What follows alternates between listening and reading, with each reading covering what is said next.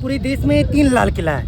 एक दिल्ली की लाल किला, एक आगरा का लाल किला और तीसरा लाल किला दरभंगा के पास है। और मैं आपको ये चीज़ बता रहा हूँ कि ये जो दरभंगा का लाल किला है ये दिल्ली के लाल किला से 10 फीट ऊंचा है, लेकिन आज के डेट में जब आप देखिएगा तो किला ध्वस्त होने के कगार पर है।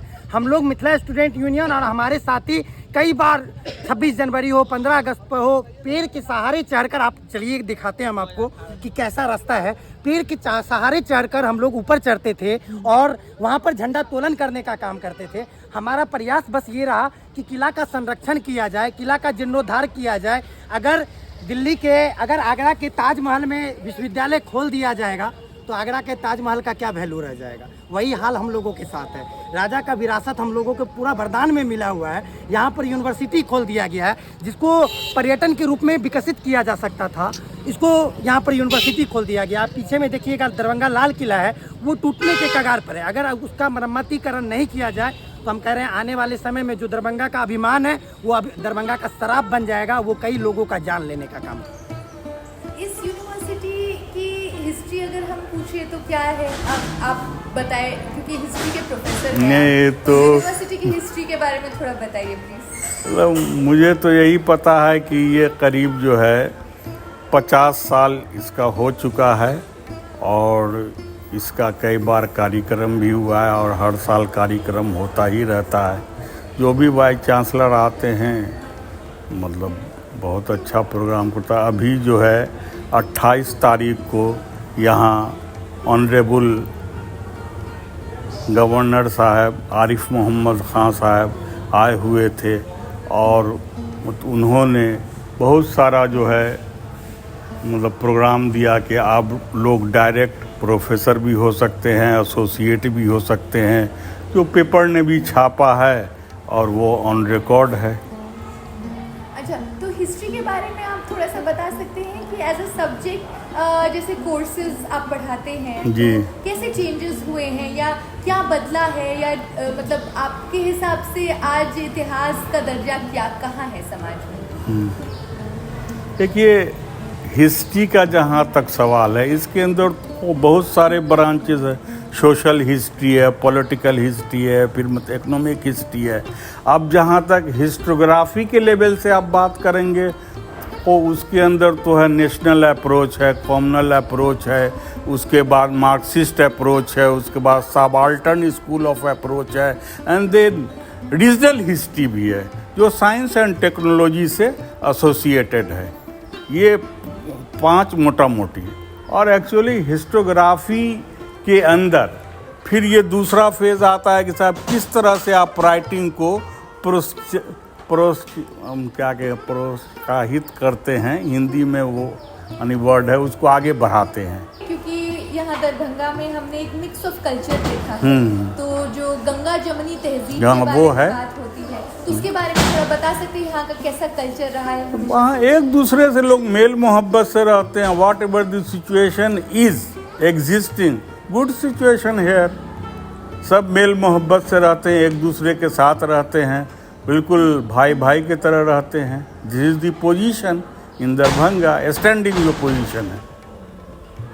और मतलब एक एग्जांपल मैं दे के बात कर रही हूँ कि जैसे हमारे प्राइम मिनिस्टर हैं तो इनकी जो पार्टी की राजनीति रही है एक हिस्ट्री पे आक्रामक रही है, तो आप आज देखते हैं इसको किसी तरह से कि ये चेंज होगा ऐसा, मतलब क्योंकि कई जैसे हम CBSE की बात करें, NCERT की बात करें तो इन कोर्सेज में बहुत बदलाव हुए हैं पिछले 4-5 साल में, तो ये क्या है तरीका, किस तरीके से गवर्नेंस हो रहा है?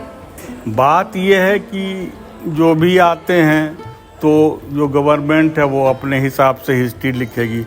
जो छाप पास्ट का है वो तो रहेगा ना, जो छाप पास्ट का है वो तो रहेगा।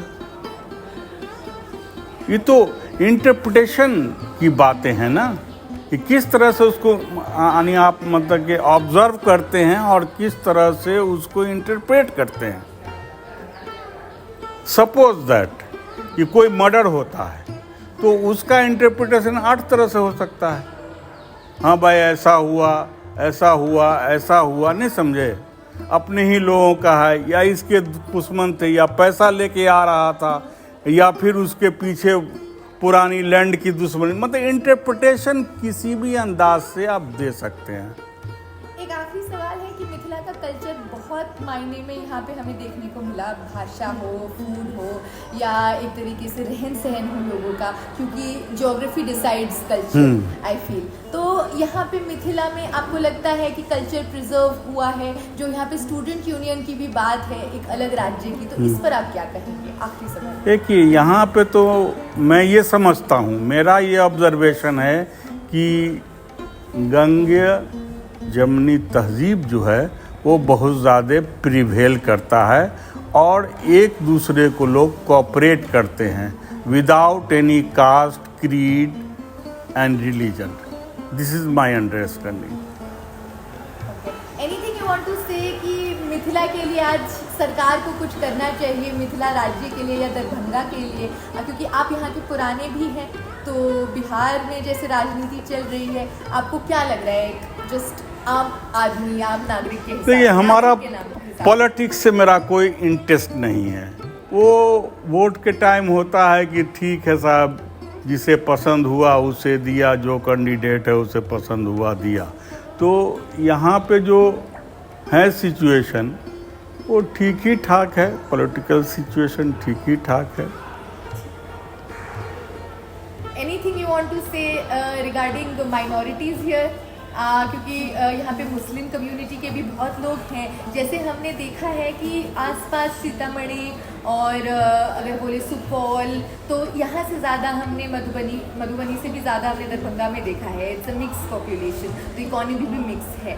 तो यहाँ पे कम्युनल हार्मनी है, एक मतलब कैसा माहौल है? मेल मिलाप है, ये तो मैं पहले ही बता चुका हूँ, मेल मिलाप है, ठीक है सर, ठीक से रहते हैं लोग। तो यहाँ पे इस दरभंगा की हिस्ट्री में कुछ भी कम्युनल नहीं हुआ है आज तक? आप देखिए, समटाइम्स इट मतलब कि अब कैसे कभी हो जाता है, किसी नुक्कड़ पे हो गया, किसी चौराहे पे हो गया, ऐसा नहीं कि वो मास जो होता है इस तरह का कोई नहीं, अब फिर वो सेटल कर जाता है। पीस कमेटी है यहाँ, एक दरभंगा पीस कमेटी है, उसके अंदर डीएम वगैरह हैं, एसपी वगैरह हैं, और सब वार्ड के जो वार्ड काउंसलर होते हैं ना, उसकी एक बॉडी है, वो सब बैठ के जो है पीस कमेटी को मेंटेन करते हैं। हर पर्व में, हर त्यौहार में, होली में, दिवाली में, मुहर्रम में, छठ में इसको मेंटेन किया जाता है।